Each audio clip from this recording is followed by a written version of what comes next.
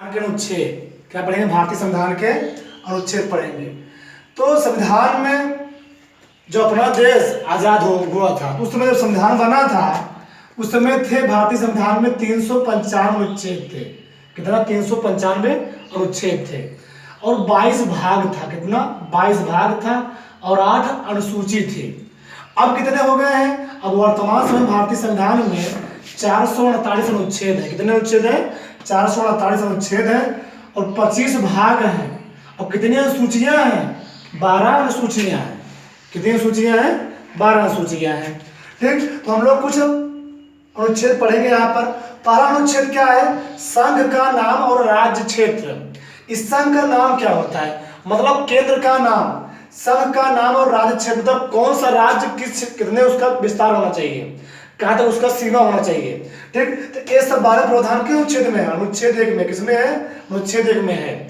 और नए राज्यों का निर्माण, नए राज्यों की स्थापना, नए राज्यों की स्थापना, हमको कोई नए राज्य का निर्माण करना हो या नए राज्य की स्थापना करना हो, इसके बारे में किस संविधान में है? संविधान अनुच्छेद 2 में है। नए राज्यों की स्थापना वाला प्रावधान किस अनुच्छेद में है? अनुच्छेद 2 में है। ठीक, या स्थापना करना हो, बनाना हो। ठीक, अगर अनुच्छेद 3 तो नए राज्यों का निर्माण, क्या? नए राज्यों का निर्माण या नाम क्षेत्र सीमा में परिवर्तन, तो इसका प्रावधान किस अनुच्छेद में है? अनुच्छेद 3 में है। जैसे हम लोग जानते हैं, ठीक, एक होता है त्रिक सुज। सुज मीन्स एक है छत्तीसगढ़। छत्तीसगढ़ 2 नवंबर 2000 को नया राज्य बना था। भारत का नया राज्य बना। तो उत्तराखंड 9 नवंबर 2000 को भारत का नया राज्य बना। और झारखंड 15 नवंबर 2000 को क्या बना था? कि नया राज्य बना था। तो किसके तहत बना था?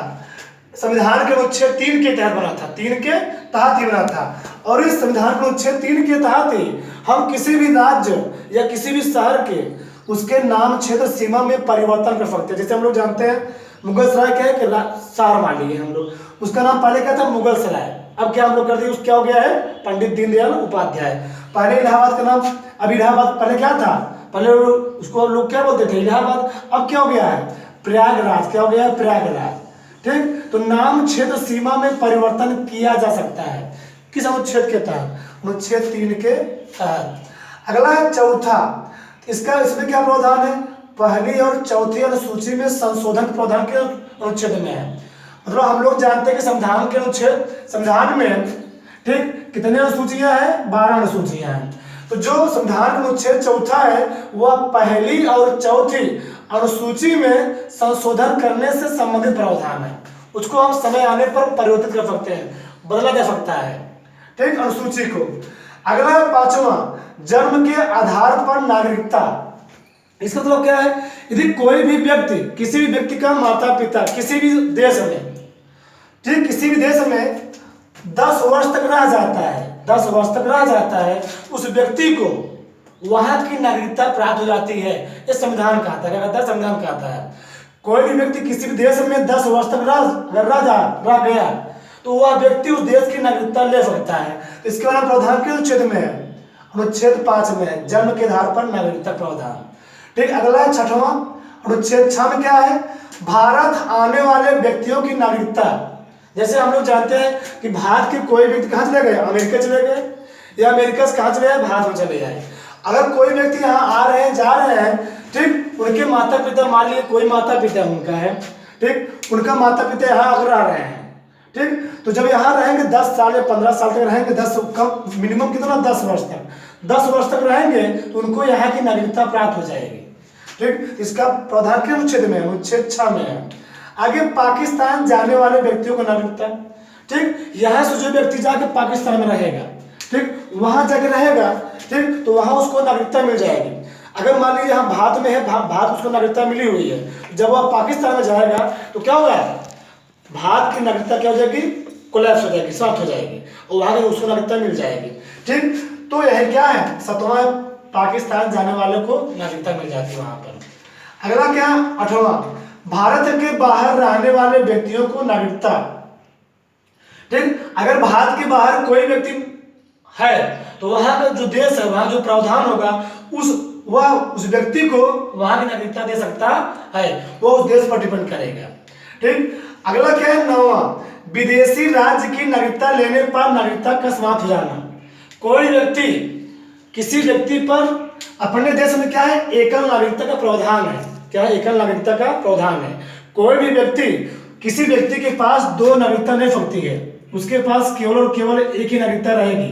ठीक, अगर वह किसी एक देश की नागरिकता को ले रहा है तो उसकी क्या पहली वाली नागरिकता क्या हो जाएगी, ऑटोमेटिक समाप्त हो जाएगी। ठीक, जिसको ले रहा है वही बचेगा। ठीक, तो वही कहा गया। इसके बाद आप कहा किस अनुच्छेद में, अनुच्छेद 9 में है। आगे है नागरिकता के अधिकारों का बने रहना। ठीक, तो नागरिकता के अधिकारों का बहस का मतलब क्या है, कोई व्यक्ति अगर कोई उल्टा सीधा काम कर देता है, संविधान के प्रति मान लो कोई गलत काम किया, उसकी नागरिकता को संविधान के प्रावधान है उसकी नागरिकता को छीना भी जा सकता है।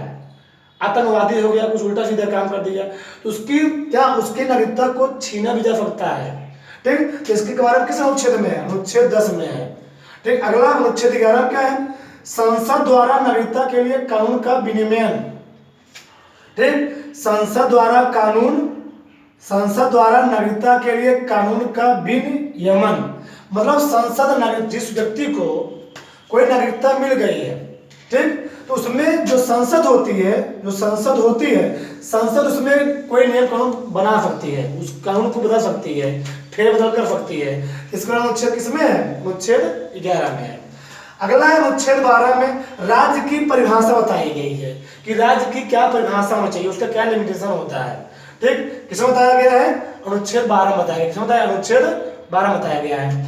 अगला है अनुच्छेद 13 में, इसमें क्या बताया गया है, मूल अधिकारों का असंगत व अल्पीकरण करने वाले। ठीक, तो किसमें बताया गया, मूल अधिकार। ठीक, तो व्यक्तियों को कुछ मूल अधिकार प्राप्त होते हैं, तो मूल अधिकार के बारे में किसमें बताया गया है, 13 अनुच्छेद 13 बताया गया है।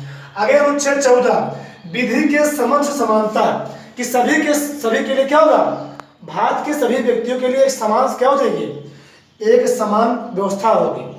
ठीक, वो किसे बताया गया है, अनुच्छेद 14 में बताया गया है। सभी के सामने क्या रहेगी, समान समानता बताई जाएगी। ठीक, अगला क्या है, अनुच्छेद 15 में धर्म जाति लिंग के आधार पर कोई भेदभाव नहीं किया जाएगा। ठीक, किसी भी कैटेगरी कोई व्यक्ति रहेगा, ठीक, चाहे वह जनरल है, चाहे वह ओबीसी है, चाहे वह एससी है, चाहे एसटी है, किसी भी जाति का कोई हो, संविधान में प्रावधान है किसी भी जाति के साथ कोई भेदभाव नहीं किया जाना चाहिए। ठीक, तो अनुच्छेद 15 बताया गया है। आगे प्राण और दैहिक स्वतंत्रता। ठीक, अनुच्छेद 16 बताया गया है। मतलब प्राण और किसी व्यक्ति को नहीं कि किसी का वह प्राण ले लेगा, दैहिक स्वतंत्रता मतलब सभी ये लोग क्या है इसके लिए स्वतंत्र व्यक्ति है। ठीक, कोई किसी को मार नहीं सकता, मतलब प्रावधान है। ठीक, तो प्राण और दैहिक स्वतंत्रता किस अनुच्छेद में है, तो अनुच्छेद 16 में है। अगला अस्पृश्यता का अंत, अनुच्छेद 17 में। किसमें है, अनुच्छेद 17 में है। अस्पृश्यता का अंत क्या है, मतलब कुछ लोग होते हैं जैसे मान लीजिए जो छोटे कास्ट के होते हैं वो लोग, जो बड़े कास्ट लोग होते हैं छोटे कास्ट को क्या थोड़ा वहां भेदभाव होता है, तो ये क्या होता है अस्पृश्यता का अंत। कहीं भी अस्पृश्यता नहीं दिखना चाहिए कि कॉलेजों में मान लीजिए एससी वाले बच्चे जा रहे हैं वहां पढ़ने के, उनको नहीं पढ़ाया जा रहा है। ठीक, ऐसा पहले प्रावधान था। ठीक, कुछ लेकिन ये क्या संविधान में कहा गया है, ये सभी भेदभाव नहीं होने चाहिए। तो अस्पृश्यता का अंत किसमें है, इसको अंत किया गया किसमें, अनुच्छेद 17 में किया गया। अगला अनुच्छेद 18 में क्या है, उपाधियों का अंत। उपाधि मतलब क्या है, अगर कोई भी व्यक्ति सरकारी या कोई भी उपाधि लेता है तो उपाधि लेने से पहले उसे मान्यता लेना पड़ेगा वहां से। उपाधि मतलब क्या, उसकी अगर कोई भी उपाधि ले रहा है उसके पीछे जो उपाधि वह ग्रहण किया है वह उपाधि ऑटोमेटिक क्या हो जाएगी, समाप्त हो जाएगी। तो वह क्या उपाधियों का अंत हो जाएगा। ठीक, अपने आप से कोई उपाधि नहीं ले सकता है। ठीक, तो वही उपाधियों का अंत। अगला क्या अनुच्छेद 19 वाक की स्वतंत्रता। मतलब व्यक्ति क्या है, बोलने के लिए स्वतंत्र है। ठीक, संविधान में प्रावधान है व्यक्ति अपने अधिकार के लिए क्या है, बोलने के लिए क्या है, स्वतंत्र है। अपने अधिकार को बोलने के लिए क्या है, स्वतंत्र है, वो कुछ बोल सकता है, कोई दिक्कत नहीं है। ठीक, अगला क्या है 20वां अपराधों के दोष सिद्ध करने के संबंध में संरक्षण। ठीक, अपराध, ठीक, अगर कोई व्यक्ति अपराध कर दे रहा है, अपराधी अगर अपने दोष को क्या कर दे रहा है, सिद्ध कर दे रहा है, तो उसको वहां से क्या मिलेगा, उसको वहां से संरक्षण मिल सकता, प्रदान किया जा सकता है। ठीक, इसका किस अनुच्छेद में है, अनुच्छेद 20 में है। अगला क्या है 21वां प्राण और दैहिक स्वतंत्रता। ठीक, 22वां क्या है, कुछ दशाओं में गिरफ्तारी से संरक्षण। क्यों, तो गिरफ्तारी कैसे किया जाएगा, इसके बारे में प्रावधान किसमें है, अनुच्छेद 22 में है। अगला है 23वां मानव के दुर्व्यवहार और बाल श्रम का प्रतिषेध। ठीक, तो ये क्या होता है, बाल श्रम, जैसे बहुत सारी कंपनियां होती हैं, तो कंपनियों में प्रावधान होता है कि यदि आपकी आयु क्या है 18 वर्ष से कम है, आपकी आयु 18 वर्ष से कम है, तो आप कंपनियों में कार्य करने के लिए क्या है, आप कुशल हैं। ठीक, आपकी आयु क्या हो जाएगी 18 वर्ष से अधिक हो जाएगी, तभी आप क्या कंपनियों में काम करेंगे, नहीं तो कर नहीं पाएंगे। वही है, बाल श्रम का प्रतिषेध किया जाएगा, बच्चे काम नहीं करेंगे, बच्चे जो काम है पढ़ना लिखना वो काम करेंगे। ठीक, तो 18 वर्ष के बाद वो कंपनियों में काम करेंगे या कुछ काम करें। ठीक, तो वही किसमें बताया गया है, अनुच्छेद 23 में। अगला अनुच्छेद 24 में क्या बताया गया है, कारखानों में बालकों के नियोजन का प्रतिषेध किया गया है, कारखानों फैक्ट्रियों में कि बालक वहां पर काम नहीं करेंगे, सब विस्तार से बताया गया है। अगला क्या है 25वां आचरण और प्रचार की स्वतंत्रता। ठीक, आचरण और प्रचार की स्वतंत्रता प्रावधान किसमें है, अनुच्छेद 25 में है। आगे क्या है 26 धार्मिक कार्यों के प्रबंध की व्यवस्था, धार्मिक कार्यों के प्रबंध की व्यवस्था। कोई व्यक्ति जिस धर्म जाति का है वह अपना धार्मिक कार्य कर सकता है, कोई दिक्कत नहीं है। हिंदू है, हिंदू अपना जो धर्म होता है उसको अपना मंदिर में जाए पूजा करे, मुस्लिम है, मुस्लिम अपना मस्जिद में जाए वहां पूजा करे। तो हर धर्म के लोग अपने अपने जाति समुदाय से क्या संबंधित है, पूजा पाठ कर सकते हैं। इसमें बताया गया है, अनुच्छेद 26 बताया गया है। अगला क्या है, धर्म की अभिव्यक्ति में अनुदान की स्वतंत्रता। धर्म के वृत्ति में अगर कोई व्यक्ति मंदिर बनवा रहा है या मस्जिद बनवा रहा है तो संविधान में प्रावधान किया गया है कि उस कोई चीज बनवाया जा रहा है, धार्मिक कोई स्थल बनवाया जा रहा है, तो वहां पर आप कुछ दान कर सकते हैं, कुछ रुपए पैसे दे सकते हैं। तो वही कहा गया, धर्म के वृत्ति में अनुदान की स्वतंत्रता है, आप वहां धर्म पैसा दान दे सकते हैं। ठीक, इसमें कोई रोक टोक नहीं है। अगला क्या है 28वां किसी शिक्षण संस्थान में धर्म की शिक्षा नहीं दी जाएगी, धर्म की शिक्षा नहीं दी जाएगी। ये क्या है, कोई शिक्षण संस्थान है, कोई स्कूल है, कॉलेज है, वहां पर नहीं पढ़ाया जाएगा, वहां पर रामायण का पाठ नहीं पढ़ाया जाएगा, वहां पर महाभारत का पाठ नहीं पढ़ाया जाएगा, वहां पर गीता कुरान का पाठ नहीं पढ़ाया जाएगा। तो ये बात क्या है, किसी शिक्षण संस्थान में धर्म की शिक्षा नहीं दी जाएगी, एक विशेष धर्म की शिक्षा वहां पर नहीं दी जाएगी। इसके बाद किस अनुच्छेद में है, तो अनुच्छेद 28 में प्रावधान है। तो किसी भी शिक्षा संस्थान में किसी विशेष धर्म जाति के वहां पर शिक्षा प्रावधान नहीं है, किया गया है। ठीक, तो अनुच्छेद किसमें बताया गया, अनुच्छेद 28 में। अगला है अल्पसंख्यक वर्गों के हितों का संरक्षण किया जाएगा, अर्थात एससी और एसटी। ठीक, इनके बारे में क्या किया जाएगा, अल्पसंख्यक वर्गों के संरक्षण हितों में क्या किया जाएगा, प्रावधान किया जाएगा। बहुत सारे प्रावधान लाए जाएंगे, ठीक, उनके संरक्षण के बारे में, उनको आगे ले जाने के लिए। ठीक, तो किसमें है, अनुच्छेद 29 में है। अगला क्या है, शिक्षा संस्थान खोलने में अल्पसंख्यक वर्ग के साथ भेदभाव नहीं। ठीक, तो बड़े वर्ग की कैटेगरी के लोग भी शिक्षा संस्थान खोल सकते हैं और छोटे वर्ग के लोग भी शिक्षा संस्थान खोल सकते हैं, इसमें कोई भेदभाव नहीं होना चाहिए कि बड़ों के साथ उनको ज्यादा रुपये पैसा दे दिया गया, इनको अधिक नहीं दिया जा रहा है, ऐसा कोई भेदभाव नहीं होना चाहिए। तो जिस प्रकार से बड़े वर्ग के लोग शिक्षा संस्थान खोलने के लिए स्वतंत्र है, उसी प्रकार से छोटे वर्ग के लोग भी क्या शिक्षा संस्थान खोलने के लिए स्वतंत्र है और उनको भी सहायता के रूप में कुछ धनराशि दिया जा सकता है, दिया जा सकता है। ये सब क्या किसे बताया गया, अनुच्छेद 30 में। अगला क्या है 31 संपत्ति का अधिकार। क्या, ठीक, आप क्या सरकार की मान्यता के अनुसार अपने पास एक लिमिट में संपत्ति आप रख सकते हैं, रुपया पैसा रख सकते हैं। ठीक, तो वह क्या है संपत्ति के अधिकार, आप अपने पास एक लिमिट मात्रा में रुपया पैसा रख सकते हैं, लेकिन उसको सरकार को बताना पड़ेगा कितना रुपया पैसा है।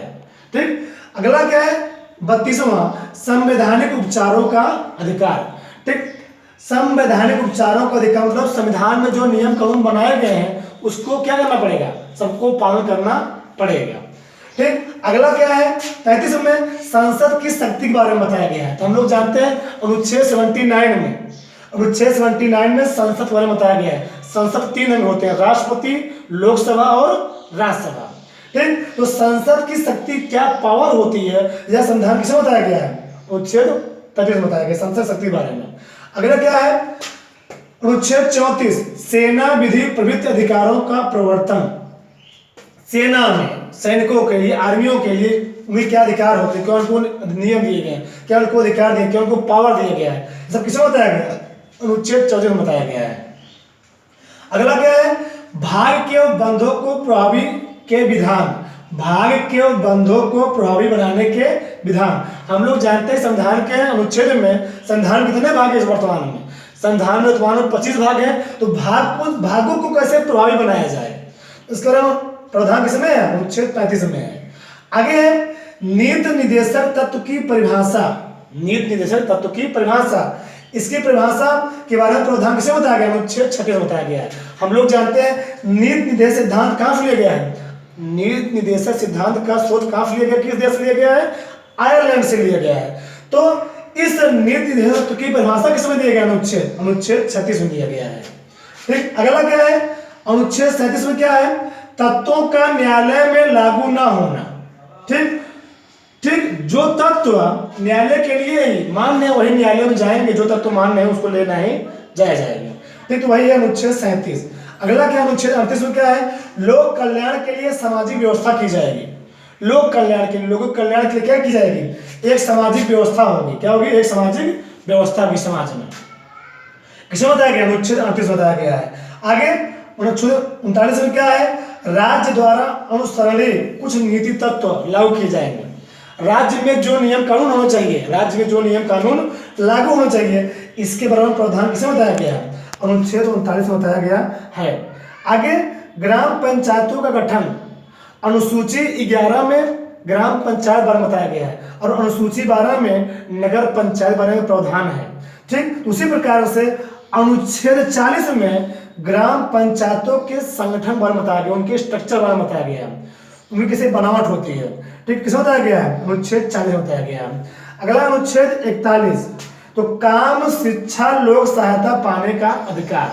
ठीक, काम शिक्षा लोक सहायता पाने का अधिकार बारे में किसे बताया गया? अनुच्छेद 41 बताया गया है। आगे अनुच्छेद 42, प्रसूति सहायता का उपबंध, प्रसूति सहायता का उपबंध किसे बताया गया है? 42 बताया गया है। अगला 43 क्या है? कर्मचारी को जीवन जीने का निर्वाह मजदूरी, कि कर्मचारी को, जो कर्मचारी हैं उनको कंपनी में, इन्हें कंपनियां कर्मचारियों को कितना वेतन दे रहे हैं, उनका जीवन ही नहीं चल पा रहा है, अपन उनको क्या 2 वक्त की रोटी नहीं मिल पा रही है। तो इसके बारे में क्या किया गया? संविधान में प्रावधान लाया गया कि कर्मचारियों को जीने के लिए, जीने से क्या, मान लीजिए कंपनी वेतन है 8,000, अब 8,000 लोग अपने क्या, उसको खाने का भी नहीं हो रहा है। तो जो कंपनी है, कंपनियों क्या प्रावधान लाया गया कि कंपनियों द्वारा लोगों को इतना वेतन दिया जाएगा कि लोग अपने जीवन को सही तरीके से चला सकते हैं। ठीक, वही कहा गया निर्वाह मजदूरी। ठीक, तो कर्मचारियों को जीवन जीने का निर्वाह मजदूरी, उनको इतना वेतन दिया जाए जिससे उनका जीवन सही ढंग से चल सके। किसमें बताया गया? अनुच्छेद 43 में बताया गया। अगला अनुच्छेद 44 में क्या है? नागरिकों के लिए एक समान सिविल संहिता होनी चाहिए। नागरिकों की क्या, जो नागरिक हैं, जो पढ़े लिखे व्यक्ति हैं, उनके लिए क्या चाहिए? एक समान सिविल संहिता होनी चाहिए, सिविल संहिता होनी, नियम कानून होना चाहिए उनके पढ़ाई लिखाई के लिए। ठीक, अगला क्या? अनुच्छेद 45 क्या निश्चित है, इसे समाप्त कर दिया गया है।